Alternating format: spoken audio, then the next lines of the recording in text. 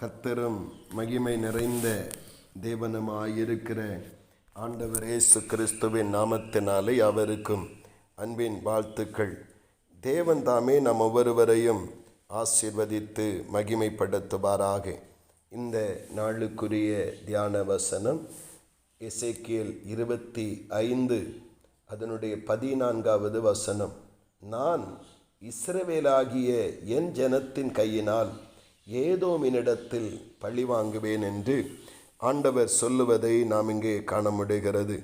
பரலோகத்தின் தேவனுடைய தேவனுடைய வார்த்தையை நாம் கவனிக்கும் பொழுது எதற்காக பழி வாங்குகிறார் என்று நாம் கவனித்து பார்ப்போம் என்று சொன்னால், அந்த 3வது வசனத்திலே சொல்லுகிறார், என் பரிசுத்த ஸ்தலம் பரிசுத்த குலைச்சல் ஆக்கப்படுகிற போதும், இஸ்ரவேல் தேசம் பாழாக்கப்படுகிற போதும், யூத வம்சத்தர் சிறையிருப்பிலே போகும்போதும் நீ அவர்களுக்கு விரோதமாய் ஆ என்று நிந்தித்தபடியினால் என்று ஆண்டவர் சொல்லுவதை நாம் காண முடிகிறது.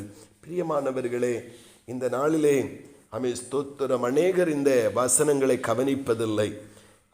இஸ்ரவேல் ஏன் ஏதோமும் அம்மோனும் மோபாபும் தண்டிக்கப்படுகிறது என்றால், கர்த்தர் பழி வாங்குகிறார் என்றால், இஸ்ரவேலுக்கு விரோதமாய் எழும்பின காலத்தில் அல்ல இது அங்கே பழி வாங்குகிறார். இஸ்ரவேல் ஜனங்கள் பாட அனுபவிக்கும் பொழுது அவர்களை நிந்தித்தபடியினால், அவர்களை கேலி செய்தபடியினால் ஆண்டவர் பழி வாங்குவேன் என்று சொல்லி அங்கே சொல்லுவதை காண முடிகிறது.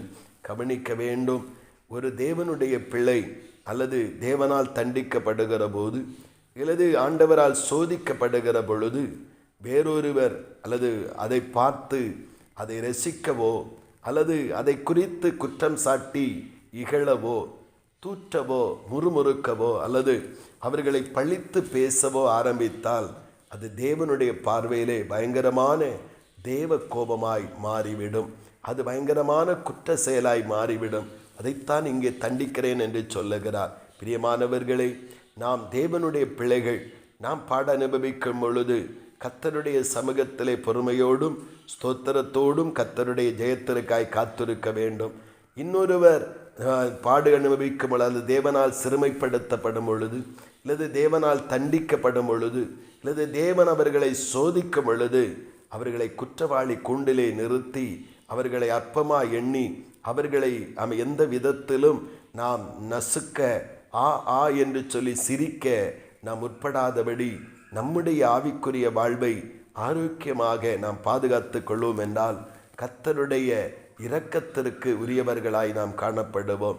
ஒருவேளை இன்னொருவர் படுகிற உபத்திரவங்களை பார்த்து அதை சிரித்து அல்லது அது கேலி பண்ணி தன்னை ஒரு நீதிமானாக காண்பித்து கொண்டால் தேவ தண்டனைக்கு உட்படுவார்கள் என்று வேதம் நமக்கு சொல்லுகிறது. நாம் தெளிந்த மனநிலையோடு கர்த்தருடைய இரக்கத்திற்குரியவர்களாய் ஆண்டவருக்குள் வாழ்வோம். கர்த்தர் தாமே நம்மை பலப்படுத்தி ஆசீர்வதிப்பாராக. ஆமீன், ஆமீன். செபிப்போம். பரலோகத்தின் நல்ல ஆண்டவரே, பரிசுத்தமான நல்ல இந்த காலை நேரத்திற்காக உமக்கு ஸ்தோத்திரம் அப்பா. தேவனே அப்பா, நான் இஸ்ரவேலரை கொண்டு பழி வாங்குவேன் என்று சொல்லி பிரஜாதிகளை குறித்து சொன்னீங்கப்பா. காரணம், இஸ்ரவேல் உபத்திரவப்படும் பொழுது, இஸ்ரவேல் தேவனால் தண்டிக்கப்படும் பொழுது அவர்களை கை கொட்டி அவர்களை ஏளனம் பண்ணி சிரித்து ஆ என்று சொல்லி கேலி பண்ணினபடினாலே அதை தேவன் அவர்களுக்கு விரோதமான பழி வாங்குதலை ஆண்டவரே நடப்பிக்கிறீர். அதற்கு ஆண்டவரே ஸ்தோத்திர, இஸ்ரவேலரை கொண்டே பழி வாங்குகிறீர் என்று நாங்கள் அறிந்து கொள்ளுகிறோமே.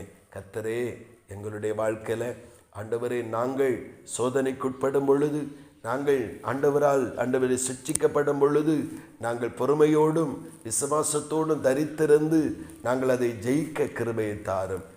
இன்னொருவர் பாடுகளை படும் பொழுது, இன்னொருவர் கஷ்டப்படும் பொழுது அதை ரசிக்கிறவர்களாக, அதை பார்த்து ஏளனம் பண்ணி சிரிக்கிறவர்களாக நாங்கள் ஒருபோதும் இருக்கக்கூடாது. அது எங்கள் தண்டனைக்குரிய குற்றமாய் மாறிவிடுமே. அப்படிப்பட்ட சூழ்நிலைகளிலே நாங்கள் அகப்படாதபடி தெளிந்த மனநிலையோடு நடந்து கொள்ள கர்த்தர் கிருபையை தாரும். அப்படி நீ கிரியை செய்கிறபடியாய் ஸ்தோத்திரம், இறங்குகிறபடியாய் ஸ்தோத்திரம். இயேசு கிறிஸ்துவின் மூலம் செபிக்கிறோம் ஜீவனுள்ள நல்ல பிதாவே. ஆமீன், ஆமீன்.